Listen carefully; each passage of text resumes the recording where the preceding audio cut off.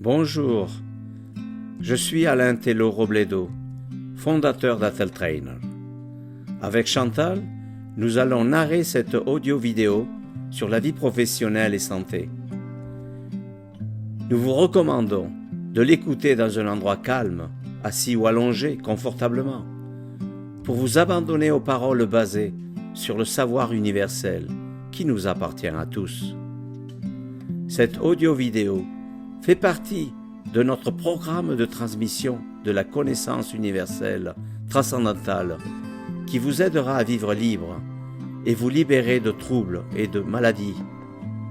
Plus de 140 notes d'auteurs et d'audio-vidéos sont publiées pour vous aider à vivre une vie cohérente et heureuse.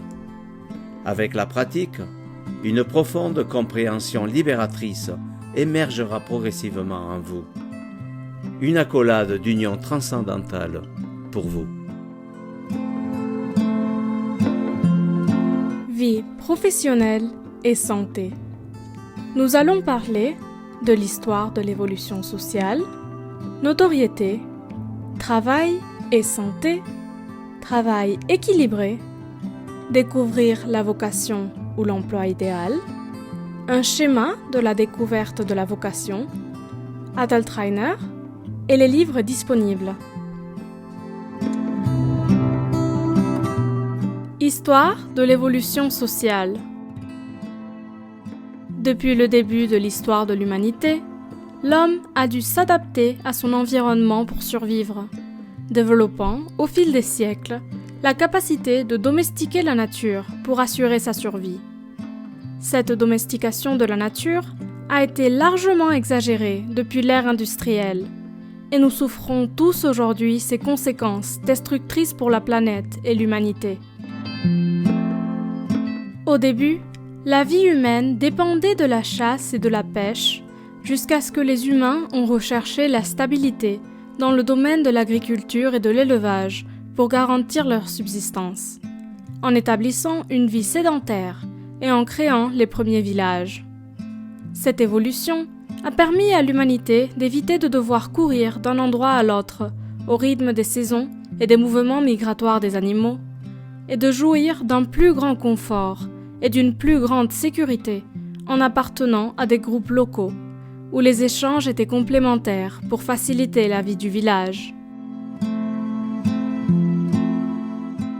Au fil des siècles, l'intelligence humaine s'est aiguisée pour qu'une minorité privilégiée fasse travailler les autres en tant qu'esclaves, afin d'obtenir une abondance et richesse à partir de la sueur des autres.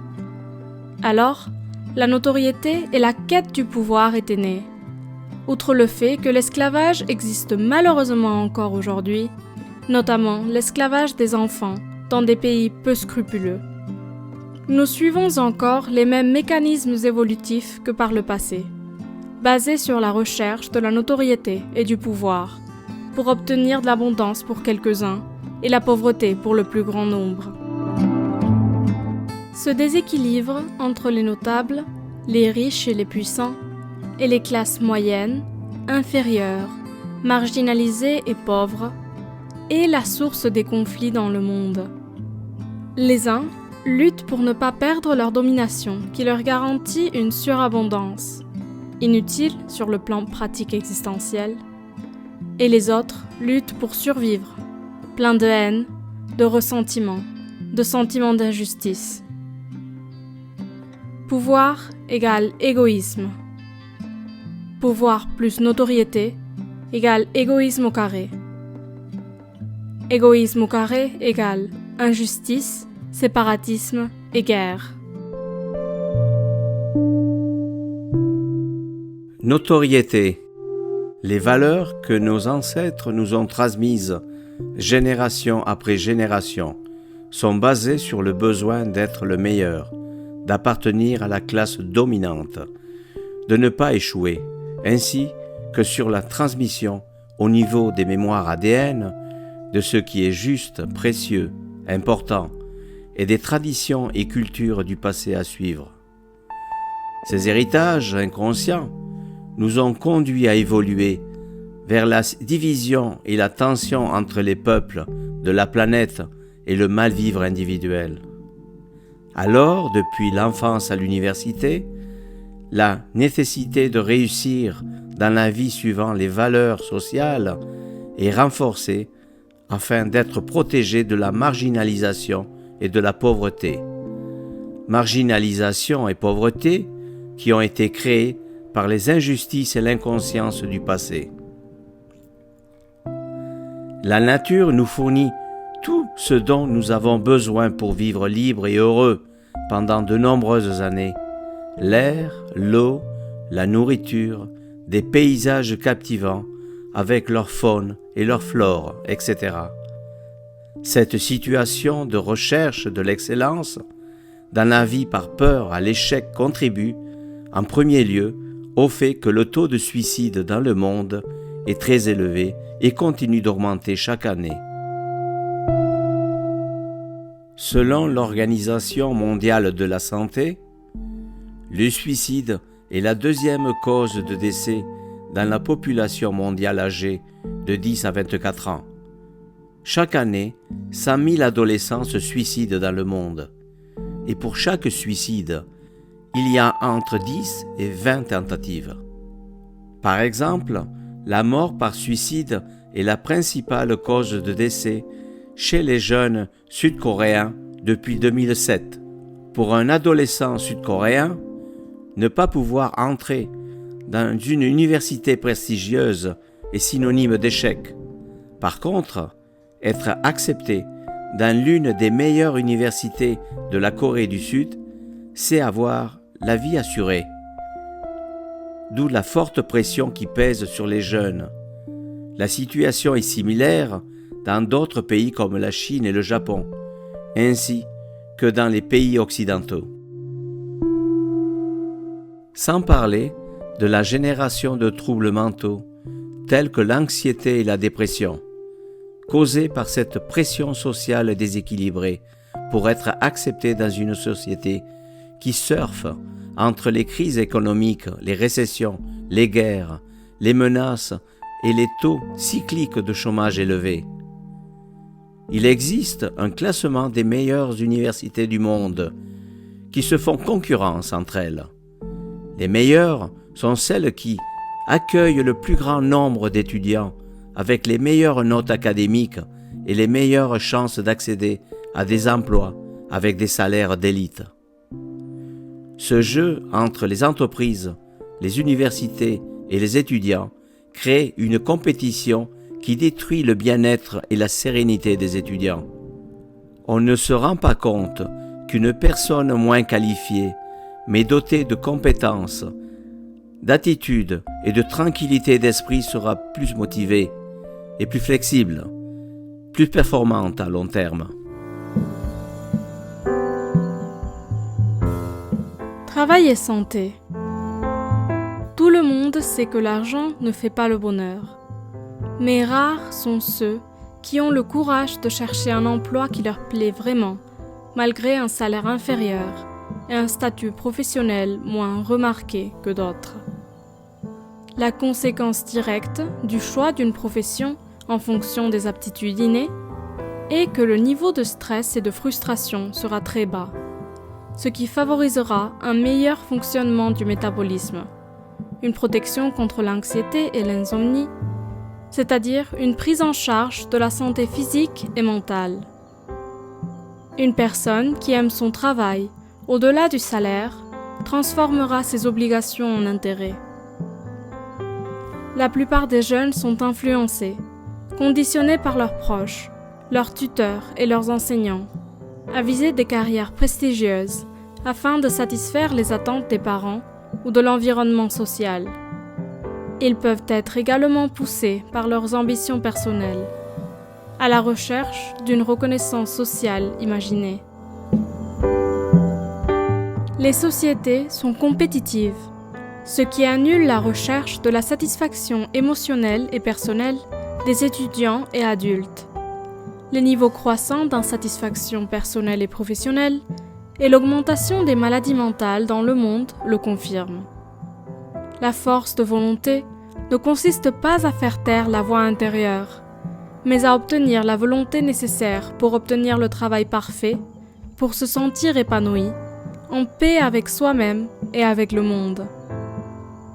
Avoir une maison, un toit, de la nourriture, de l'eau, de l'affection, la santé et un travail professionnel, émotionnellement gratifiant, c'est tout avoir.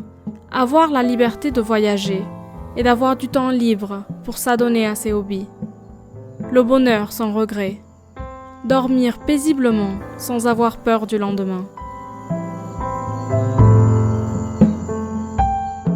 Une personne qui recherche la notoriété, le pouvoir, la richesse, vend sa liberté et son âme à son travail pour obtenir plus d'argent, pour avoir plus de richesse, pour entrer dans le classement des plus riches ou des plus notoires, pour pouvoir tout acheter. La satisfaction addictive d'accumuler de l'argent et des richesses matérielles est dépassée par le besoin d'être valorisée et respectée par les autres. Cette personne sera esclave de sa richesse et de son prestige de peur de les perdre. Dans la plupart des cas, les personnes riches génèrent malheureusement des relations personnelles superficielles, suscitant le doute. Suis-je vraiment aimé? Ou suis-je aimé pour mon argent ou mon pouvoir? La quête de célébrité est encore plus dangereuse, car lorsqu'on obtient, on vit dans un nuage d'applaudissements et d'admiration de la part des fans. La célébrité est aussi éphémère que la mode elle-même. Il ne manque pas d'histoires d'artistes, de célébrités, qui après quelques années de bonheur d'être admirés par leurs fans, la presse et la télévision, tombent dans l'oubli parce que leur temps de gloire est terminé, ouvrant la porte à la tristesse, dépression, aux addictions, etc. Tout le monde aime être admiré, reconnu, mais en gardant les pieds sur terre, on évite de tomber de haut. Depuis quelques années, la figure des influenceurs captive l'attention des jeunes sur les réseaux sociaux, vendant leur vie privée enviable, dévoilant parfois leurs intimités, mettant même parfois leur vie en jeu, le tout pour obtenir 1 million de likes et plus de followers. La liste est déjà longue des influenceurs qui ont perdu la vie ou qui ont été handicapés pour avoir dépassé les limites de la bêtise humaine dans toute sa splendeur. Le nombre de followers est la monnaie d'échange utilisée par les influenceurs et les youtubeurs pour augmenter leurs revenus multimillionnaires. Les influenceurs sont l'inspiration, l'exemple à suivre pour les jeunes dont la tête est pleine de rêves, mais vide d'autres aspirations, espérant un jour être célèbres et se vanter d'un style de vie enviable, entouré de luxe, comme leurs idoles. Interprétation du bonheur. Puisque la richesse économique est un objectif dans nos sociétés manipulatrices et ignorantes, les influenceurs ont créé un moyen de devenir multimillionnaires sans avoir besoin d'étudier ou d'aller au bureau du lundi au vendredi. Ils inventent leur vie pour qu'elle paraisse fantastique aux yeux du public et la mettent en ligne sur les réseaux sociaux, où attendent des millions de jeunes vides au niveau existentiel. Aucune formation n'est nécessaire. Il suffit d'un ordinateur, d'un smartphone et de la capacité à transformer la réalité en fantaisie. Les influenceurs les plus intelligents ont créé des cours en ligne pour vous apprendre à devenir multimillionnaire sans travailler. C'est triste, mais le plus triste, ce ne sont pas les influenceurs. C'est qu'il y a des millions et des millions de personnes qui veulent leur ressembler. Les influenceurs ne doivent pas être confondus avec les groupes de référence qui, par leurs exemples de vie et d'amélioration personnelle, aident les gens à surmonter les difficultés de la vie. La recherche d'un confort qui nous éloigne des luttes de survie de nos ancêtres est conforme à l'évolution positive de l'humanité et de la planète. Mais l'évolution humaine, a rompu l'équilibre entre l'homme et la nature.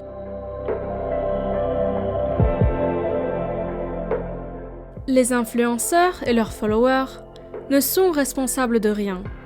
Ils ne sont que le reflet de la décadence et du déséquilibre du modèle économique et social de l'humanité. À la naissance, les êtres humains de la planète devraient avoir la possibilité d'être eux-mêmes et de faire leur choix de vie en toute liberté émotionnelle. Nous vivrons alors dans un monde de paix et de bonheur perpétuel. Plus d'informations, le manuscrit sur le Nouveau Monde va apparaître bientôt, dont vous trouverez le lien dans la description ci-dessous.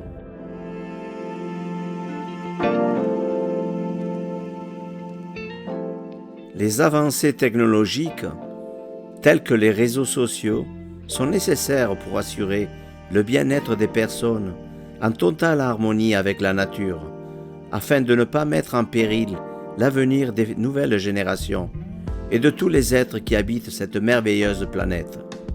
Seule la mauvaise utilisation des technologies et la connexion obsessionnelle aux réseaux sociaux est négative. Anecdote personnelle. Dans le passé, j'ai été entraîneur personnel pour des clients VIP. J'étais personal trainer et consultant pour l'une des plus grandes fortunes d'Espagne.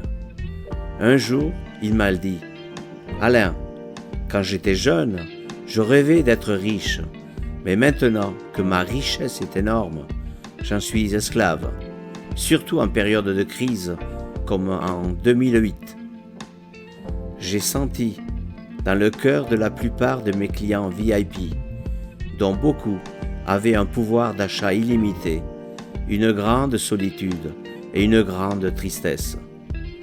C'est ce qui se produit lorsqu'on se rend compte que les choses les plus importantes de la vie, comme l'amour véritable et la confiance désintéressée, ne s'achètent pas. Les regrets de conscience d'avoir dû accomplir des actions non éthiques dans le passé pour obtenir des contrats, pour faire des affaires, volent la paix intérieure des gens dans les moments de réflexion que les années qui passent font remonter à la surface un jour ou l'autre. Travail équilibré. Tous les êtres humains naissent avec une aptitude innée pour développer des activités en harmonie avec soi-même. Plus d'informations dans l'audio-vidéo Psychologie transcendantale, dont vous trouverez le lien à la fin de la vidéo. Les parents et les tuteurs, soucieux du bien-être de leurs enfants, devraient les aider à trouver leur voie personnelle et professionnelle, en s'efforçant de concilier la profession et bonheur. Nous parlons ici de vocation. J'espère avoir pu expliquer ci-dessus, sans aucun doute, que la chose la plus importante dans la vie est d'être bien avec soi-même et avec son environnement. Et pour cette raison, la vie professionnelle à laquelle nous allons consacrer plus de 12 ans doit être vocationnelle pour nous permettre de continuer à nous développer en tant que personne avec pleine conscience et satisfaction croissante au fil des années. À quoi bon être le meilleur avocat, juge ou économiste du monde, gagner beaucoup d'argent et de prestige, si l'on est malheureux et que l'on occupe le peu de temps libre dont on dispose par des distractions compensatoires et des voyages de rêve qui ne font que renforcer le vide dans le silence du cœur. La profession idéale est découverte lorsqu'une personne se sent épanouie, comblée, sans besoin de faire de gros achats, de voyages spectaculaires, pour être libre des commentaires des autres, pour ne pas avoir à remplir un vide existentiel, pour vivre proche de l'épanouissement. Lorsqu'on demande aux enfants ce qu'ils veulent devenir quand ils seront grands. Beaucoup répondent footballeur, président, mannequin, acteur, célébrité, riche, parce qu'on leur a dit à travers la télévision, par les commentaires admiratifs de la famille, des adultes, que ces personnes sont heureuses car elles sont admirées et riches. Combien de parents inscrivent leurs enfants au football, le sport national dans de nombreux pays, en s'attendant à ce qu'ils deviennent des champions avec des contrats millionnaires. Combien de parents, d'avocats, de médecins attendent de leurs enfants qu'ils suivent la tradition familiale.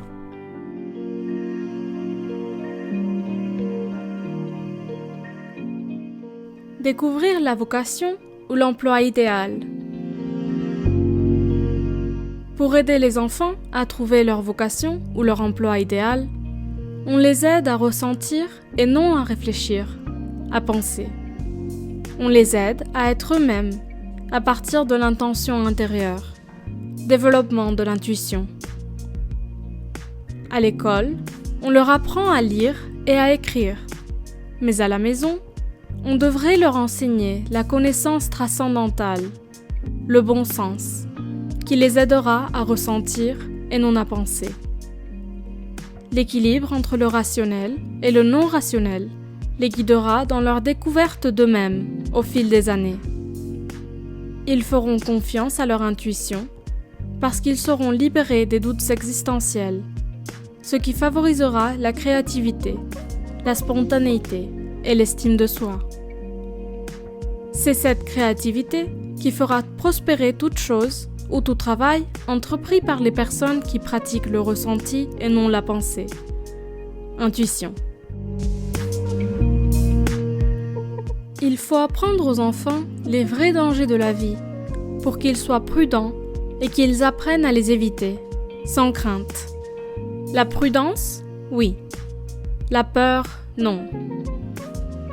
Parlez à un enfant comme à un adulte et vous l'aiderez à être responsable et se sentir important. Développement de l'estime de soi. Il faut écouter les enfants, écouter leurs avis sur des affaires d'adultes, car ils sont porteurs des germes de l'évolution.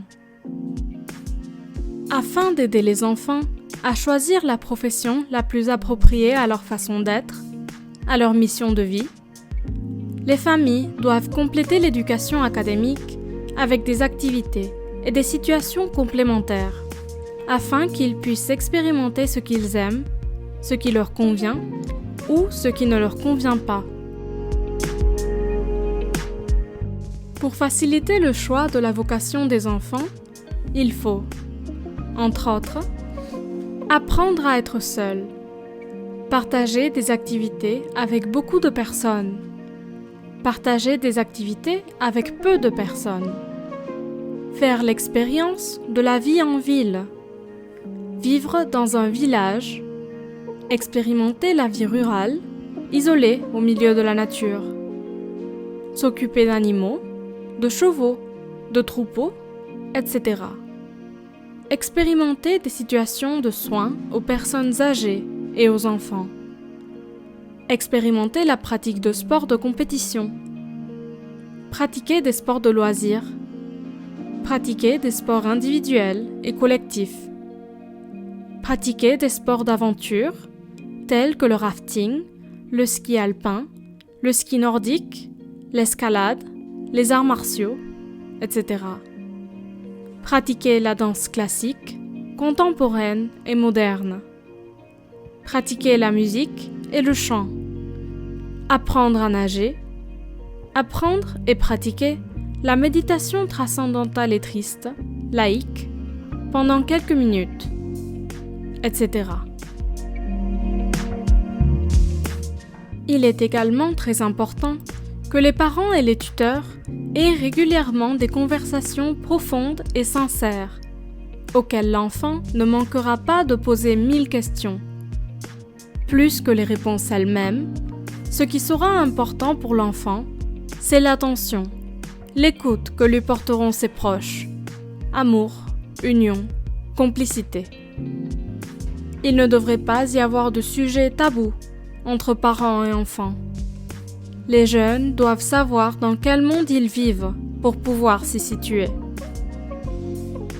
Les parents et les tuteurs ne doivent pas forcer leurs enfants à pratiquer leur religion et leurs croyances, si l'on veut qu'ils grandissent libres, en lien avec leur cœur essence, c'est-à-dire avec l'énergie qui leur donne la vie et qui les guidera dans la plénitude à travers les années.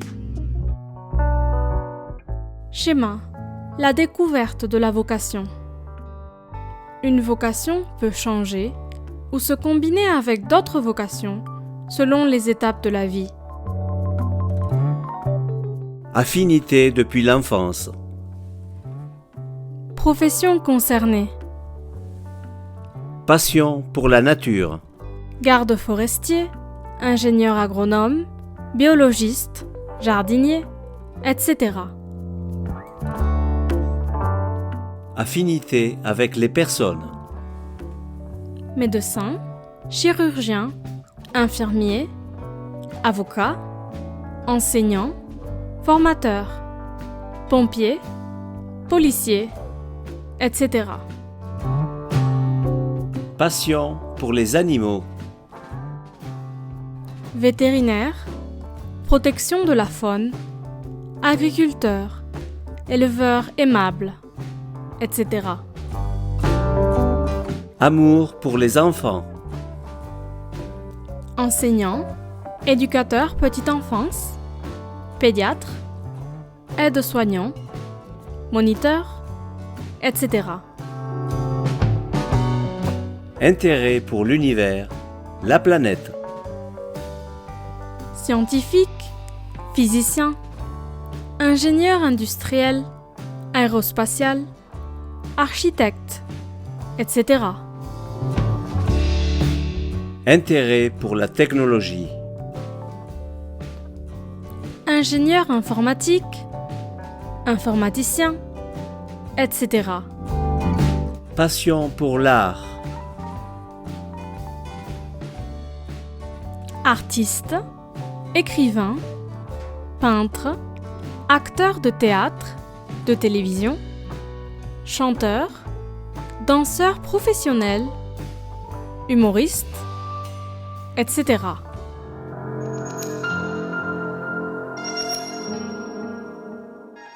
Vice du mensonge et du vol. Homme politique corrompu, criminel, etc. Un entrepreneur ou un homme d'affaires de vocation et non spéculateur créera des emplois pour le secteur lié à sa sensibilité, contribuant ainsi au maintien de l'équilibre de l'économie de son pays et au bien-être des personnes. Sans employés, il n'y a pas d'entreprise. Sans entreprise, il n'y a pas d'employés. Motivation actuelle erronée. Le processus partagé dans le schéma ci-dessus pour que les élèves choisissent la profession la plus appropriée pour lui-même n'est pas pris en compte de nos jours. Les étudiants sont uniquement motivés à opter pour les professions les plus valorisées, celles qui offrent les meilleurs salaires en fonction des aptitudes académiques des étudiants, sans tenir compte de leurs préférences profondes. Les personnes sont conditionnées dès leur plus jeune âge par des valeurs sociales douteuses. Étudiants, bons résultats scolaires, meilleure université, emploi bien rémunéré, notoriété égale malheur et troubles de toutes sortes au fil des années, sauf si le choix professionnel correspond aux affinités innées de l'élève.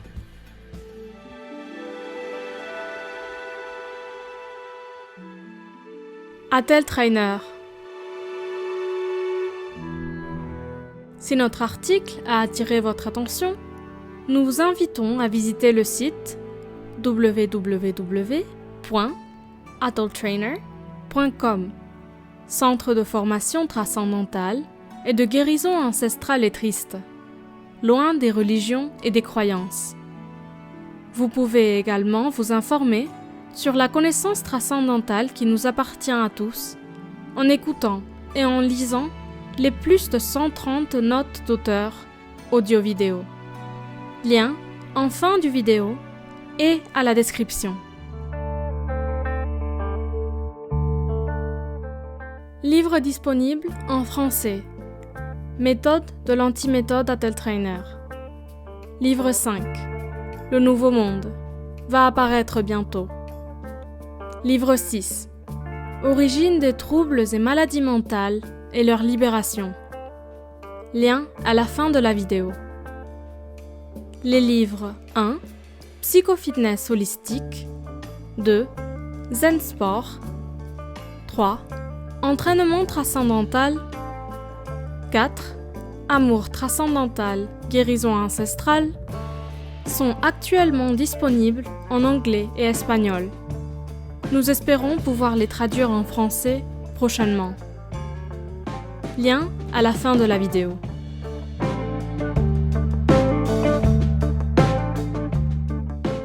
Merci de nous aider à partager la connaissance transcendantale afin que nous puissions financer les projets de la Fondation Être-Triste à travers le monde.